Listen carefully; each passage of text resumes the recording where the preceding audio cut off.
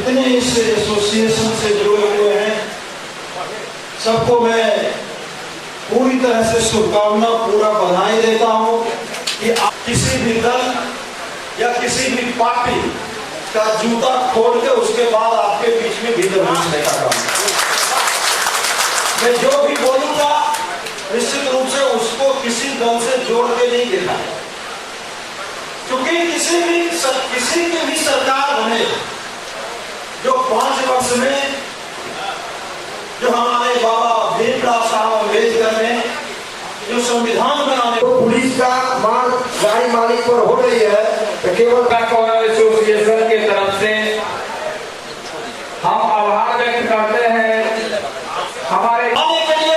एक ही रास्ता हम लोगों के पास, वह रास्ता है कि हम लोग आंदोलन करके उसके बाद हम लोग सरकार को मनवाने का। और निश्चय ही मैं कहना चाहूंगा कि आंदोलन जब आप इतिहास उल्टा कर देखिएगा तो आंदोलन का बहुत बड़ा महत्व होता है। पूरी ताकत से, पूरी ईमानदारी से, पूरे नियम कानून के साथ हम लोग लड़ने का काम करेंगे और सरकार को हम लोगों के पास झुकना होगा। उसको कोई नहीं रोक सकता है, बशर्ते कि उसके लिए हम लोग पूरी ताकत और ईमानदारी से लड़ाई लड़ने का। निश्चय ही जब हमारी सरकार बनने का काम होगा तो मैं पूरा विश्वास दिलाता हूं आप लोगों के एक एक जो मांगे हैं, जो समस्याएं हैं, उसको हम लोग पूरी ईमानदारी से उसको सोल्यूशन करने का काम करेंगे। हम लोग इतना ताकत आपने भी हमें देने का काम किया है। आज सरकार के भरोसे या अपने भरोसे जीने का काम करता है, वह तो अपना जीवन यापन बढ़िया से कर सकता है। निश्चय ही आज पूरे प्रदेश में अगर देखने का काम आप करेंगे, हमारा लगभग 45 लाख प्रवासी मजदूर बाहर काम करने का काम, 45 लाख। ये तो कोरोना महामारी ने बहुत चीज का पोल खोल देने का काम। भागलपुर में हम लोग का नवछिया में था और बिहार ट्रक ओनर एसोसिएशन के नेतृत्व में पूरे बिहार के सभी जिला अध्यक्ष के नेतृत्व में जितना टीम था, ट्रक मालिक था, उनके साथ बैठक का आयोजन किया गया था। उस बैठक में यह प्रस्ताव पारित हुआ कि हम लोग का जो मांग है सरकार से, अगर वो मांग पूरा नहीं होगी तो 14 तारीख के बाद प्रदेश अध्यक्ष के नेतृत्व में चक्का जाम होगा और संपूर्ण बिहार में एक साथ। खास करके भागलपुर के जिलाधिकारी महोदय को इसलिए दिया गया कि बिहार का एक ही बॉर्डर है जिला में और यहाँ जो पुलिस के द्वारा नो एंट्री के नाम पर रात भर पैसा वसूली होती है। बालू माफिया जो बांका में जबरन बालू ओवरलोड हम लोग को करवाते हैं और नहीं करते हैं तो पड़ता नहीं पड़ता है बाजार में बेचने में, तो उसके दबाव में हम लोग ओवरलोड चलते हैं बालू में। और बालू का रेट ज़्यादा, मतलब चालान का रेट ज़्यादा इतना है कि उसका रोज बढ़ते जाता है 3 गुना। अगर आज 700 है तो कल 1400 है, एक टन के हिसाब से वो बढ़ाते जाता है। इसी के डिमांड, इसी पर नकेल कसने के लिए और ख़ास करके NH80 जो कहलगांव से लेकर 0 माइल मिर्जा चौकी तक है, इसका जो ठेकेदार खुलेआम पैसा लूट रहा है और 5 साल से हम लोग उसी गड्ढा में चल रहे हैं। ये सारे मुद्दा यहाँ के हैं जिससे पूरे बिहार के ट्रक मालिकों को समस्या है। और बालू का टोल टैक्स वाले जो नया है, टोल टैक्स वाले जो है वह खुलेआम अवैध वसूली, रात भर जब सब सो जाता है तो किस तरह से ट्रक ड्राइवरों के साथ मारपीट करता है, इसका कहानी आपसे छिपा हुआ मीडिया से नहीं है, आप भी जान रहे हैं और पूरे लोग जिला में जान रहे हैं कि रात को बेरहमी से ड्राइवर को मारता है। और जब हम लोग पहुंच जाते हैं उसको जबरन लेता है, जब पहुंच जाते हैं तो उसको फिर कम मात्रा में जो नियम है उसके तहत पैसा लेके छोड़ दिया जाता है। इसी के विरोध में है और पूरे बिहार में चक्का जाम का मामला है, टैक्स फिटनेस का कहीं माफी का जो मामला था,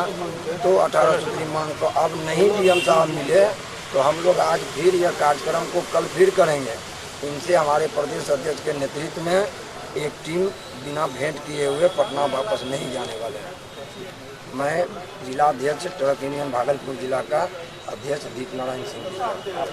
जी का उद्देश्य है, सभी हमारे प्रदेश अध्यक्ष जी भानु भी आए हैं, रामनारायण आओ और पूरे जिले से इस ट्रक एसोसिएशन के सभी ऑनर आज इस हॉल में आए हुए हैं, जिनका 16 सूत्री या 18 सूत्री मांग है जो बहुत जायज़ है, क्योंकि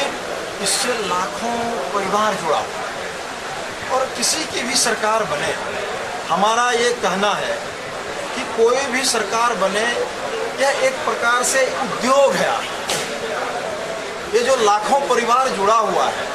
आप उसको नौकरी नहीं दे सकते, आप उसको रोजगार नहीं दे सकते, लेकिन जो स्वतः रोजगार